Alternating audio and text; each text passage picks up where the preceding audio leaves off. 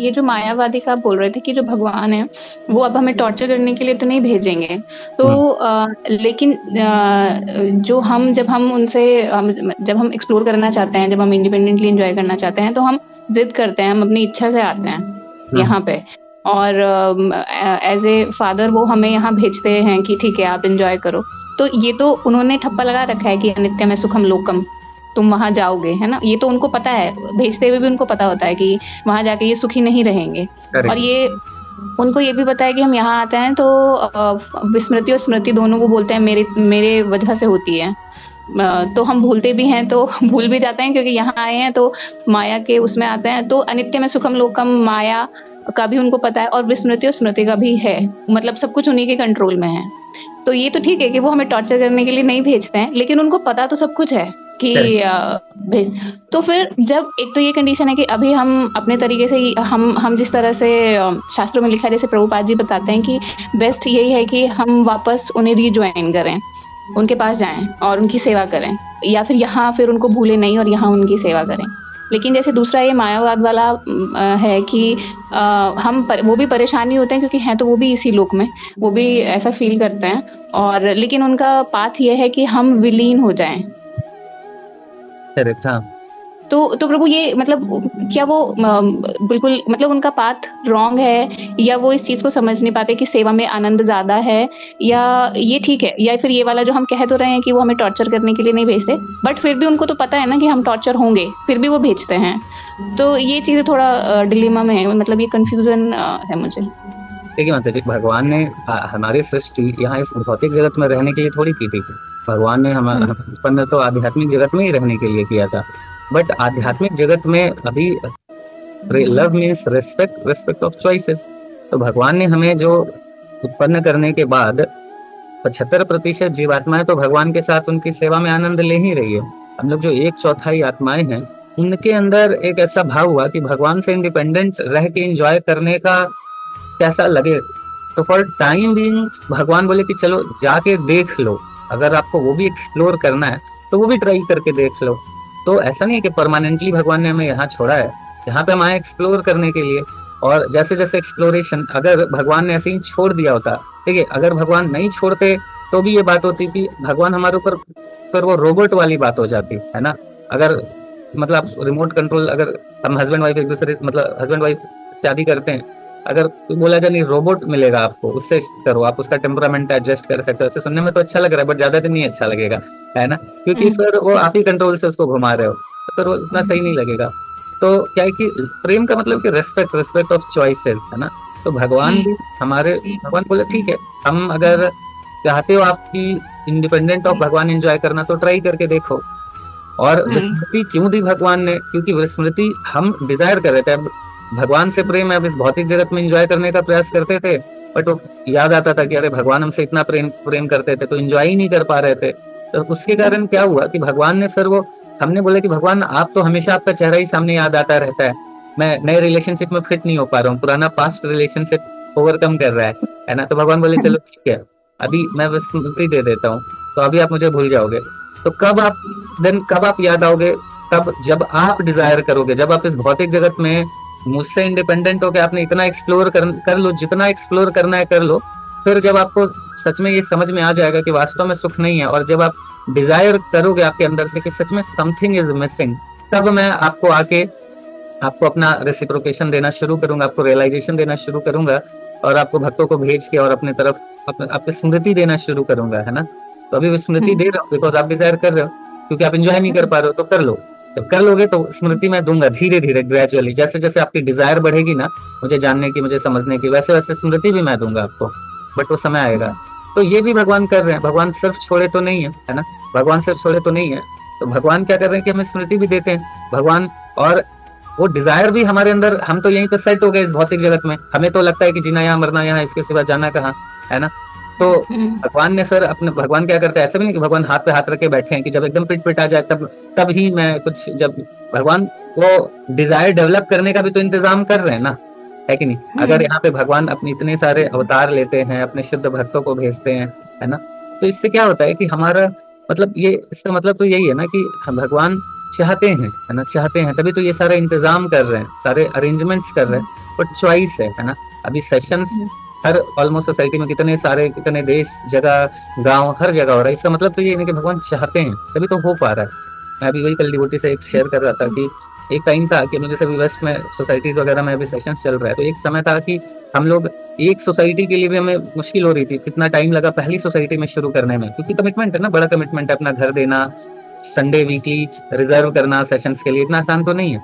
तो एक सोसाइटी में भी डिफिकल्ट था, बट अभी लगभग 28 सोसाइटीज में चल रहा है सेशंस। तो मतलब इतना आसान तो नहीं है, भगवान की बहुत बड़ी कृपा है, इट मीन्स कि भगवान चाहते हैं, है ना। क्लियर है और मतलब। प्रभु एक तो प्रभु एक ये इसी चीज को नहीं समझ पाते हैं, यही इसी बात को वो समझ नहीं पाते हैं। ठीक है जी, माता जी। ठीक है प्रभु, आवाज आ रही है मेरी? आ रही, आ रही। हाँ प्रभु, एक इसके साथ ये भी क्वेश्चन था। एक बार मैं भगवत गीता का जैसे ये श्लोक मनन कर रही थी कि जो 18 अध्याय में प्रभु कहते हैं कि आप अपने कर्म को करो, लेकिन उससे फल की आसक्ति के रहित करो, कर्म को एज ए ड्यूटी आप परफॉर्म करो। लेकिन गीता में जब वो अर्जुन को बताते हैं युद्ध के लिए, तो वो उनको वो विजन बताते हैं, फल बताते हैं कि या तो तुम स्वर्ग भोगोगे अगर तुम चले जाते हो, या फिर तुम राज्य पर राज करोगे। तो फल तो प्रभु वो भी बता रहे हैं। स्टार्टिंग में बताते हैं माता जी, जब वो शुरुआत में, जब वो आत्मा वगैरह ये सारा चीज नहीं करते, तो भगवान बोलते हैं कि अगर आप ये नहीं समझ पा रहे हो, है ना, तो आप यही सोच के कार्य कर लो। इस तरीके से बताते हैं भगवान उसको। ऐसा नहीं है कि वो उसको अल्टीमेट यही बता रहे ऐसा ही कार्य करना है बोल के। बोल रहे आप अगर सकाम कर्म के भी हिसाब से सोचो तब भी मारना चाहिए, भगवान ये बोल रहे हैं। निष्काम कर्म भक्ति छोड़ दो, आप अगर सोच रहे हो सकाम कर्म से भी आप इंजॉयमेंट की बात कर रहे हो, है ना, कि मैं मारूंगा, तो भगवान उस एंजॉयमेंट वाले पॉइंट को काटते हैं कि आप सोच रहे हो कि इनको मार दूंगा तो एंजॉय कैसे करूंगा, तो भगवान बोलते हैं कि इनको मारोगे तो ज्यादा एंजॉय करोगे, है ना। तो जब वो जिस लैंग्वेज में अर्जुन बात कर रहे होते हैं, भगवान पहले उसी लैंग्वेज में समझाते हैं कि आप सकाम कर्म के विषय में अगर बात कर रहे हो एंजॉयमेंट वाला, तो तब भी नहीं मिलने वाला है, और इसमें मारोगे तो ज्यादा मिलेगा, है ना। लेकिन वास्तव में आगे चल के बताते हैं ना कि this is not the purpose, है ना, वास्तव में आपको क्यों मारना है ना, वो हायर पर्पस है। तो वो चीजें समझाते हैं। ठीक है, हरे कृष्णा प्रभु जी, प्रणाम प्रभु जी। आवाज आ रही है? आ रही है माता जी। प्रभु जी, जैसे मतलब हम जैसे अभी माता जी ने पूछा ना, तो ये वाला जो श्लोक है कर्मण्यवादी करस्य वाला, तो सब इसको जो कोट करते हैं, मतलब ज्यादातर लोगों ने सिर्फ 2 श्लोकों को ज्यादा मतलब वो कोट किया हुआ है गीता में, एक कर्मण्यवादी करस्य और माँ फलेषु, और दूसरा वो यदा यदा धर्मस्य। तो इसमें देखा जाए, जब हम थोड़ा सा समझने लगे गीता को, तो हमें पता है कि वो कौन से कर्म के लिए कह रहे हैं। भगवान ने बोला कि मेरी मेरी मेरी शरण में आओ, लेकिन लोग इसको ले रहे हैं वैसे कि हमें ये कर्म बोला गया है कि बस अपने बच्चे पालो, घर देखो, और जो तुम्हें नौकरी मिली है उसको ईमानदारी से करो। और कहाँ लिखा है भगवान ने कि मेरी मतलब अगर बताओगे भी तो बहुत बड़ा हो जाता है। मतलब कुल मिला के कि हम किसी को अगर समझाने की कोशिश करते हैं, मतलब हम इतने कैपेबल नहीं है कि हम किसी को समझाने की कोशिश करें, मतलब थोड़ा सा भक्ति में लाने की कोशिश करते हैं ना, तो वो उल्टा हमें इतना समझा देते हैं, कभी कभी हमारा माइंड घूम जाता है। तो क्या करें प्रभु जी, फिर क्या ऐसे, चाहे वो हमारे नियर वन हो, उनसे बात करना छोड़ दें, या फिर कोशिश करते रहे, क्या कर सकते हैं हम? क्योंकि कभी कभी खुद डर लगता है कि हमारा फॉल डाउन ना हो जाए उनकी सुन के, कि हम तो उन्हें समझा ना पाए और कहीं हमारे दिमाग में कुछ और कचरा ना भर जाए। ये कह तो ये भी सही रहे कि पहले घर की जिम्मेवारी है ये, तो फिर भगवान ने भेजा ही क्यों है यहाँ पर, अगर भगवान को अपनी ही सेवा करानी होती तो वही ना। तो माता जी, हम शास्त्र हमारे कोई रिस्पॉन्सिबिलिटी निभाने के लिए थोड़ी मना कर रहे हैं। ऐसा थोड़ी है कि भक्त लोग, हम लोग तो बोलते ही है कि भक्ति का मतलब तो वही है कि वही संन्यास है। जैसे अभी बता रहे थे ना, माता जी पूछ रही थी कि छोड़ने की इच्छा करती है, तो भक्ति का मतलब छोड़ना थोड़ी है, भक्ति का तो मतलब निभाना है। आपने जो मेन अच्छा बताया था, मुझे बहुत अच्छा लगा, मैंने नोट किया कि गृहस्थ में मतलब मेन है कि छोड़ना नहीं है। अगर आपको वो करना है तो पकड़ के ही चलना है, मतलब मेन वो आपकी सब वो एक तरीके से हमारा संगति वही है, सत्संग वही है कि हम सबको लेकर चलें। हाँ, बट प्रॉब्लम ये है कि हम जब भक्ति के बिना लेके चलने लगते हैं तो हम फ्रस्ट्रेटेड होके चलते हैं, लगता है कि मजबूरी है हमारी, टॉर्चर होते रहते हैं उसी रिलेशनशिप को निभाने में। और भक्ति में आते हैं तो उसी को हम खुशी खुशी निभाते हैं, क्यों, ये सोच के कि मेरे प्योरिफिकेशन के लिए मेरी सेवा है, भगवान ने असाइन की है, तो वही कार्य करना ईजी हो जाता है ना। पहले वही कार्य करना, है ना, टफ था, क्यों, क्योंकि एक्सपेक्टेशंस रहती थी, तो रिलेशनशिप का बैंड बजा रहता था, दुखी ही रहते थे, रोते रहते थे। अभी क्या है कि भक्ति में आ गए तो हम जो आनंद है भगवान की सेवा में ले रहे हैं और बाकी सारा कार्य कर रहे हैं as a duty, as a responsibility, है ना।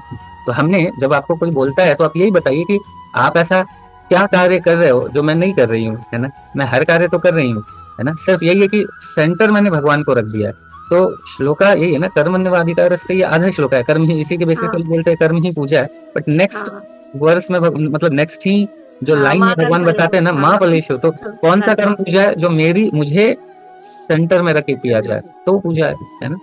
तो ठीक है माता जी। नहीं, लेकिन प्रभु जी यही लगता है कि क्या करें, मतलब कभी कभी मैं अपना, हम लोग बता रहे हैं कि हम वीक पड़ जाते हैं, तो कभी कभी लगता है कि छोड़ो, इन लोगों से बात ही करना बंद कर दो। तो नहीं, यही करना सही लगता है कभी कभी, छोड़ो, किसी जिसको नहीं समझ में आ रहा है तो बात ही करना बंद कर देते हैं, इनसे दूरी बना लेते हैं, कहीं हमारा ही फॉल डाउन ना हो जाए। मतलब देखिए उसमें दोनों चीज है। एक तो ये है कि अगर आप मतलब अभी क्या है कि आप हमें अच्छा है, इसी बहाने अगर हमें कुछ डाउट्स वो दे रहे हैं तो उसको हम अपनी सीनियर डिवोटी से बात करके क्लियर कर सकते हैं। किसी को प्रचार का मतलब किसी को फोर्स करना नहीं है, बट ये जो कंफ्यूजन वो उत्पन्न कर रहे हैं ये अच्छा भी है ना।